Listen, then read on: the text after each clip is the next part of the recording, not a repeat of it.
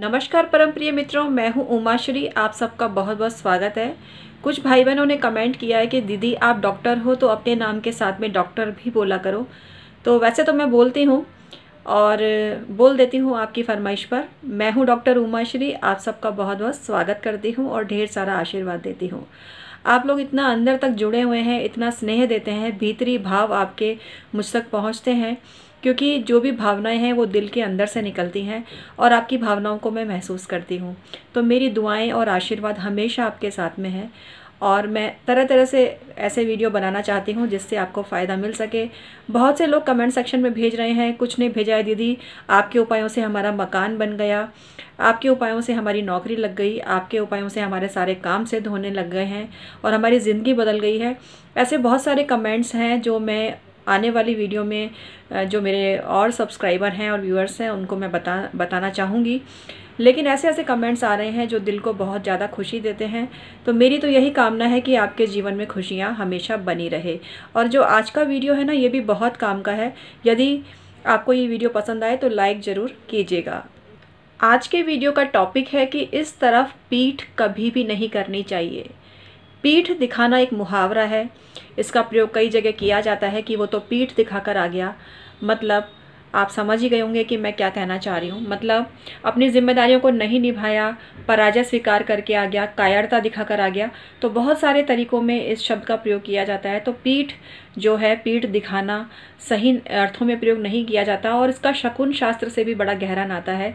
बड़े बूढ़े कहते हैं अक्सर कि इस दिशा में पीठ करके मत बैठो, या इस दिशा में पैर करके मत बैठो, या इस दिशा में उंगली से कोई इशारा मत करो। तो ये सारी बातें कहीं ना कहीं सार्थक सिद्ध होती है और ये वाकई में कारगर होती है। बड़े बूढ़ों का ज्ञान निष्फल नहीं है। हमारे बड़े बुजुर्ग बहुत ज्ञान के भंडार थे। भले ही उस जमाने में उन्होंने किसी एजुकेशनल इंस्टीट्यूट से शिक्षा नहीं ली हो, पर वो अपने आप में खुद ही एक किसी शिक्षा के इंस्टीट्यूट से कम नहीं है, न थे।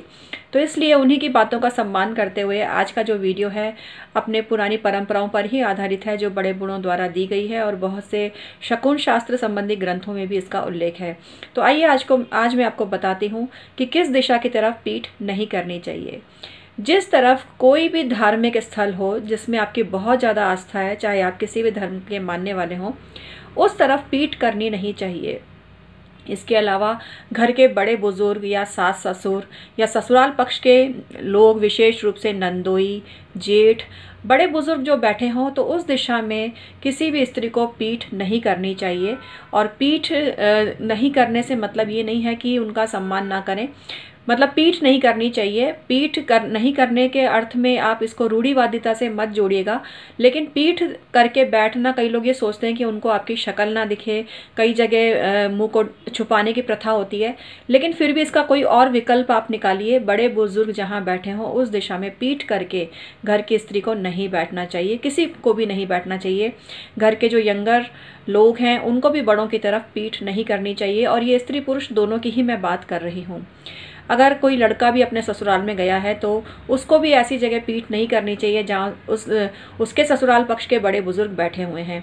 तो इस बात का सभी को ध्यान रखना चाहिए। जिस जगह आपके घर का मंदिर है उस जगह भी ऐसी व्यवस्था करें कि बार बार आपको पीठ करके नहीं बैठना पड़े।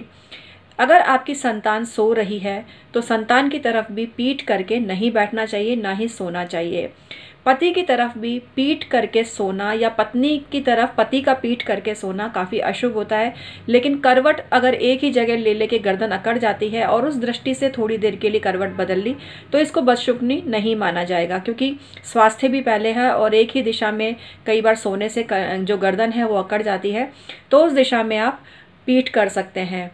पूरब दिशा की तरफ और उत्तर दिशा की तरफ कुछ ऐसी व्यवस्था करें कि वहाँ पर बार बार आपको पीठ करके नहीं बैठना पड़े। दक्षिण दिशा की तरफ पीठ करके बैठना शुभ माना गया है।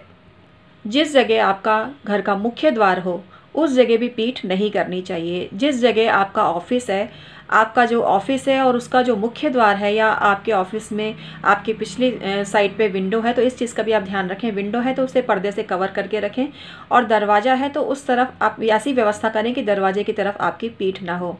आप जिस जगह काम करते हैं, सर्विस करते हैं, अगर आप प्रोफेसर हैं, लेक्चरर हैं, कोई भी आपका जो प्रोफेशन है और जिस जगह आप काम करते हैं, जहाँ आपका स्टाफ रूम होता है, वहाँ भी कुछ ऐसी व्यवस्था होती है कि कुछ लोगों का मुख तो मुख्य द्वार की तरफ होता है और कुछ लोगों के लिए ऐसी व्यवस्था होती है कि उनके लिए पीठ करके बैठने के अलावा कोई रास्ता नहीं रहता।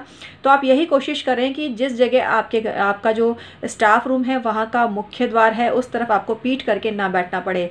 वहाँ पर पीठ करके बैठने से आपकी चुगलखोरी करने वाले लोग बहुत ज़्यादा हो जाएंगे और आपके दुश्मन भी बहुत ज़्यादा हो जाते हैं, जो चोरी छुपे आपकी पीठ में छुरा भोंकने वाले होते हैं, सामने आपकी तारीफ़ करते हैं और पीछे से आपकी निंदा और बुराई करते हैं।